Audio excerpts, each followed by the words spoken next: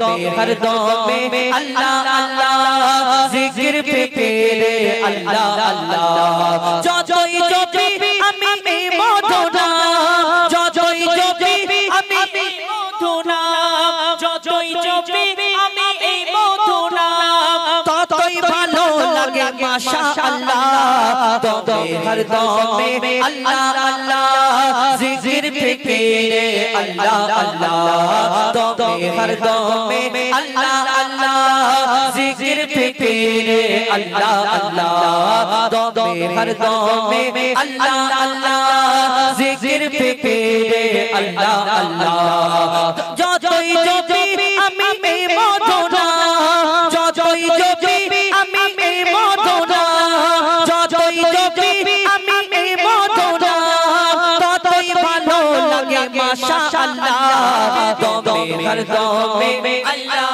अल्लाह जिक्र फिक्रे अल्लाह अल्लाह तবে हरदम में अल्लाह अल्लाह जिक्र फिक्रे अल्लाह अल्लाह এই নাম জপেছে ওরে যে জন একুল ওলে ধন্য সে জন এই নাম জপেছে ওরে যে জন একুল ওলে ধন্য সে জন সারা দুনিয়া কোনায় কোনায় সারা দুনিয়া কোনায় কোনায় সারা দুনিয়া কোনায় কোনায় এই নাম শোনা যায় সুবহানাল্লাহ তবে हरदम में अल्लाह अल्लाह जिक्र फिक्रे अल्लाह अल्लाह तবে हरदम में अल्लाह अल्लाह जिक्र फिक्रे अल्लाह अल्लाह এই নাম জপে ওই ভোরের পাখি মৃদু সুরে ওঠে কুহু ডাকে এই নাম জপে ওই ভোরের পাখি মৃদু সুরে ওঠে কুহু ডাকে কোয়েল কোয়েল ওই ময়নাটিয়া কোয়েল কোয়েল ওই ময়নাটিয়া কোয়েল কোয়েল ওই ময়নাটিয়া এই নাম জপে আলহামদুলিল্লাহ তবে हरदम में अल्लाह अल्लाह जिक्र फिक्रे अल्लाह अल्लाह तবে हरदम में अल्लाह अल्लाह जिक्र फिक्रे अल्लाह अल्लाह এই নামে আছে এত মধু যত ডাকি বাকি থাকে শুধু এই নামে আছে এত মধু যত ডাকি বাকি থাকে শুধু মুজিবুলের ওই নিরাশ দিলে মুজিবুলের ওই নিরাশ দিলে মুজিবুলের ওই নিরাশ দিলে এই নামে শান্তি জাযাকাল্লাহ তবে हरदम में अल्लाह अल्लाह जिक्र फिक्रे अल्लाह अल्लाह तবে हरदम में अल्लाह अल्लाह जिक्र फिक्रे अल्लाह अल्लाह तবে हरदम में अल्लाह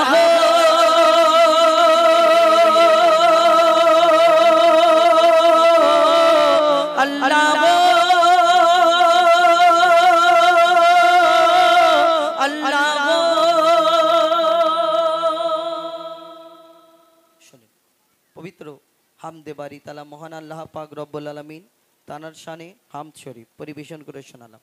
এবার আপনাদের সম্মুখে ছোট্ট করে একটি পবিত্র নাত রাসূল সাল্লাল্লাহু আলাইহি ওয়াসাল্লাম পরিবেশন করে শোনাবো।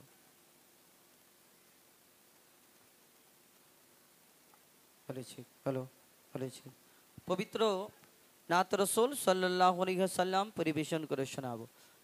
তারপরে এবং বিভিন্ন ধরনের গজল, ঘটনামূলক গজল, যেই গজলগুলো আপনারা শুনে থাকেন ইউটিউবের মাধ্যমে, সেইগুলো কিছু গজল আপনাদের সম্মুখে তুলে ধরবো। তো এখন আমি আপনাদের সম্মুখে আমার নবী দোজাহানের বাদশাহ হুজুর আকরাম সাল্লাল্লাহু আলাইহি ওয়াসাল্লাম তানার শানে ছোট্ট করে নাত শরীফ পরিবেশন করে শোনানোর চেষ্টা করব ইনশাআল্লাহ। এই দুনিয়াতে আল্লাহ 1,02,24,000 নবী অর্থাৎ পয়গম্বরকে আল্লাহ সৃষ্টি করেছেন। এক একটা নবীকে এক এক রকম খুবই দান করলেন। এই দুনিয়াতে এক একটা নবীকে কোন পশু দেখিয়েছেন, এক একটা নবীকে আল্লাহ এক এক রকম খুবই দান করেছেন। কিন্তু আমার নবীকে আল্লাহ শ্রেষ্ঠ করে, বেমিসাল করে, লাজবাব করে জানার মতো কেউ হয়নি, হবে না, আসেনি, আসবে না। সেই নবীকে আল্লাহ শ্রেষ্ঠ করে ধরনের বুকে পাঠালেন। সেই সম্পর্কে অতি মূল্যবান কথাই লিখছে, দেখুন। बेमिसाल बेमिसाल बेमिसाल नबी, बेमिसाल बेमिसाल बेमिसाल नबी, बेमिसाल बेमिसाल बेमिसाल नबी, बेमिसाल बेमिसाल बेमिसाल नबी। ओगो बेमिसाल नबी मोर तोमार নাই তুলনা, ওগো বেমিসাল নবী মোর তোমার নাই তুলনা, ওগো বেমিসাল নবী মোর তোমার নাই তুলনা, ওগো বেমিসাল নবী মোর তোমার নাই তুলনা, ওগো বেমিসাল নবী মোর তোমার নাই তুলনা, ওগো বেমিসাল নবী মোর তোমার নাই তুলনা। ধন্য হলো কাবা, ধন্য সাদাগে জামানা, ধন্য হলো কাবা, ধন্য সাদাগে জামানা। নূরের আভায় জগৎ চমকায়, নূরের আভায় জগৎ চমকায়, চমকায় সারা কায়না। ধন্য হলো কাবা, ধন্য সাদাগে জামানা। ওগো বেমিসাল নবী মোর তোমার নাই তুলনা, ওগো বেমিসাল নবী মোর তোমার নাই তুলনা, ওগো বেমিসাল নবী মোর তোমার নাই তুলনা। ঘটিতে রয় আকাশ তোমার নামের তালে বগে চলে, নামের তালে বগে চলে সাগরে উর্মির মালা। ধন্য হলো কাবা, ধন্য সারাগে জামানা। ওগো বেমিসাল নবী মোর তোমার নাই তুলনা, ওগো বেমিসাল নবী মোর তোমার নাই তুলনা, ওগো বেমিসাল নবী মোর তোমার নাই তুলনা, ওগো বেমিসাল নবী মোর তোমার নাই তুলনা। সালামকে আল্লাহ এক একটা নবীকে এক এক রকম খুবই দান করলেন।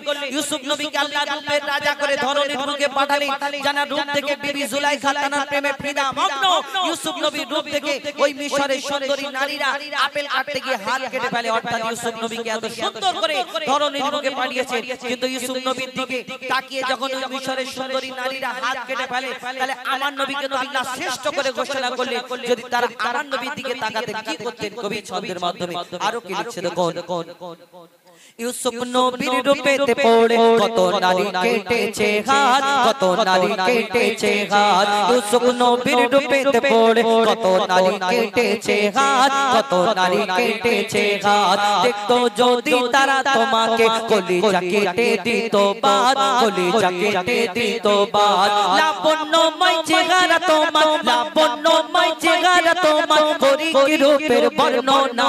ধন্য হলো কাবা, ধন্য সাদাগে জামানা। ওগো বেমিসাল নবী মোর তোমার নাই তুলনা, ওগো বেমিসাল নবী মোর তোমার নাই তুলনা, ওগো বেমিসাল নবী মোর তোমার নাই তুলনা, ওগো বেমিসাল নবী মোর তোমার নাই তুলনা, ওগো বেমিসাল নবী মোর তোমার নাই তুলনা, ওগো বেমিসাল নবী মোর তোমার নাই তুলনা, ওগো বেমিসাল নবী বেমিসাল বেমিসাল বেমিসাল নবী, বেমিসাল বেমিসাল বেমিসাল নবী, বেমিসাল বেমিসাল বেমিসাল নবী, বেমিসাল বেমিসাল বেমিসাল নবী। শুনে পবিত্র হামদে বারি তালা মহান আল্লাহ পাক রব্বুল আলামিন তানার শানে এবং পবিত্র নাত শরীফ আমার আপনার নবী দো জাহানের বাদশাহ হুজুর আকরাম সাল্লাল্লাহু আলাইহি ওয়াসাল্লাম তানার শানে। এবার ঘটনামূলক একটি গজল শোনাবো আপনাদের এইখানে। তো যাই হোক, কেন ঘটনামূলক গজল শুনতে গেলে বা শোনাতে গেলে কি হয়, সামনে কিছু মানুষ বসে থাকলে তানাদের সঙ্গে বোঝাপড়া থাকে, তাহলে কি হয় আরো ভালো লাগে। আর আমার ভাইরা এখানে শুধু আমার মা বোনেদের ব্যবস্থা, আপনাদের এইখানে আমি প্রথমবার এই দিকটায় আমি দেখলাম। আর যাই হোক, আপনাদের যেমন ভালো হয় সেরকম করবেন। তো আমি আপনাদের সম্মুখে একটি ঘটনামূলক গজল শোনাবো। আপনাদের এই এলাকায় এই এই জায়গার কি নাম? দেগঙ্গা মুসলিম পাড়া, তাই তো? এই দেগঙ্গা মুসলিম পাড়াতে আপনারা যদি দেখেন, আপনাদের এইদিকে অনেক খেজুর গাছ আছে, খেজুর গাছ। তো আপনাদের এই দেগঙ্গা পুরো পুরো দেগঙ্গা যদি ঘুরে খুঁজে খুঁজে দেখেন, কত হাজার মনে খেজুর গাছ আছে তার কোনো ঠিক নেই, নাকি দাদা? কিন্তু দেগঙ্গায় একটা এমন খেজুর গাছ দেখাতে পারবেন যে খেজুর গাছে খেজুর হয়, কিন্তু সেই খেজুরের মধ্যে দানা থাকে না, আটি থাকে না, এরকম এরকম খেজুর হয় না, পাবেন না। কিন্তু আপনি এই দেগঙ্গা ছাড়ুন, উত্তর 24 পরগনা, দক্ষিণ 24 পরগনা, অল ওয়েস্ট বেঙ্গল যদি ঘুরে দেখেন, এমন কোনো গাছ, এমন একটা গাছ দেখাতে পারবেন না যেই গাছেতে খেজুর হয় কিন্তু খেজুরের মধ্যে দানা থাকে না। ভারতবর্ষেতে পাবেন না, ছাড়ুন এক জায়গায় একটা হয়, এক জায়গায় সেই খেজুর হয়, সেটা হলো আরব দেশেতে। হাজি সাহেবরা যখন হজ থেকে ফিরে আসে দেখবেন খেজুর আর পানি আনে আমাদের জন্য।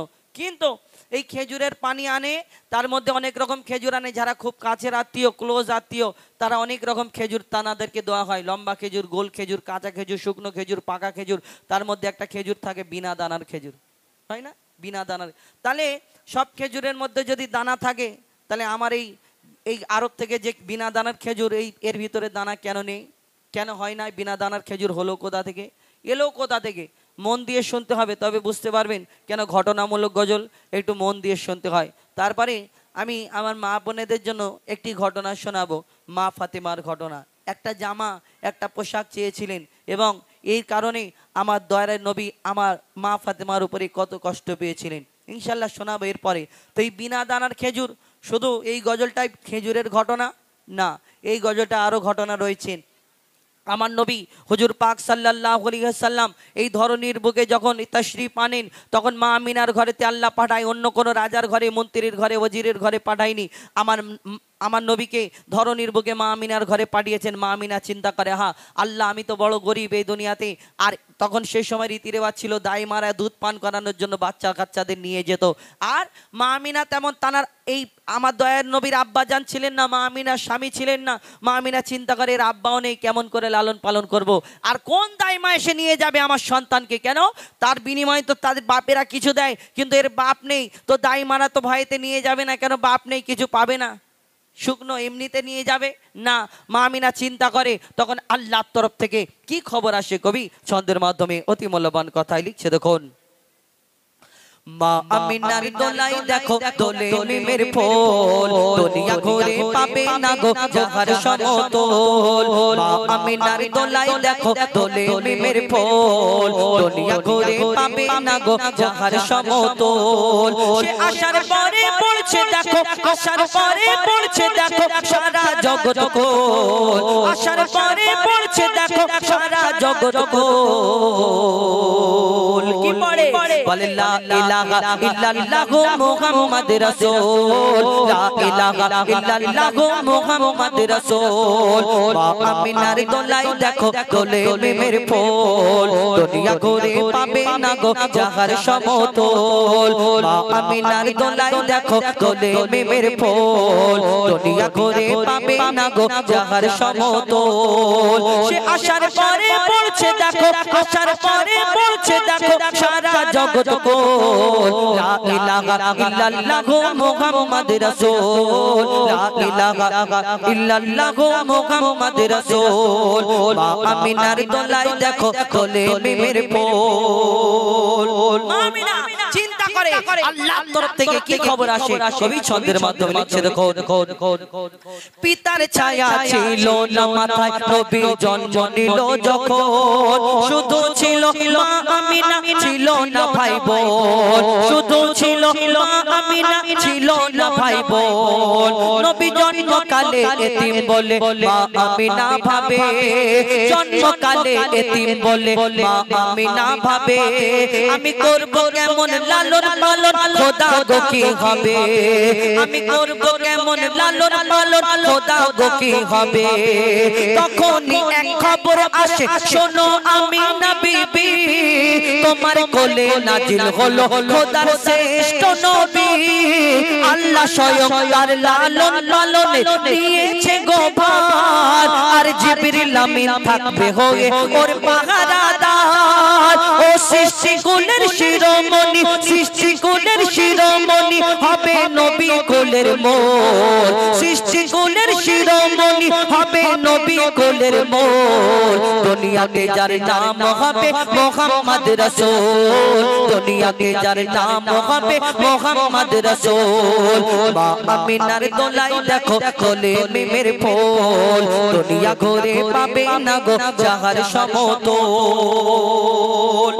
এই বিনা দানার খেজুর কোথা থেকে হলো, কি করে এলো?